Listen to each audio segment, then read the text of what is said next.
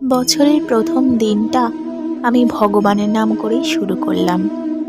হর হর মহাদেব।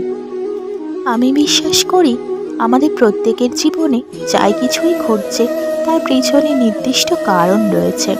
হয়তো আমরা আমাদের ইচ্ছার বিরুদ্ধে কোনো কিছু হলে সেটা মেনে নিতে পারি না, খুব কষ্ট পাই, কান্নাকাটি করি, ভেঙে পড়ি, বাচ্চাদের মতো জেদ ধরে বসে থাকি। কিন্তু আমরা যে কষ্ট যন্ত্রণা যেগুলো আমরা পাচ্ছি, যেগুলো আমরা মেনে নিতে পারছি না, সেগুলো কেউ না দেখলেও ভগবান ঠিকই দেখছেন। কেউ না তার মূল্য বুঝলেও ভগবান ঠিকই তার মূল্য বোঝেন। He knows how you feel right now and he wants you to stay in hope and in faith. তাই কখনো বিশ্বাস হারিও না। জগৎটা তোমার ইচ্ছা মতো চলবে না, তোমাকেই সব মানিয়ে নিতে হবে, সব কিছু অ্যাকসেপ্ট করতে হবে। হাসি মুখে অ্যাকসেপ্ট করতে পারলে দেখবে জীবনটা অনেকটা ইজি হয়ে গেছে।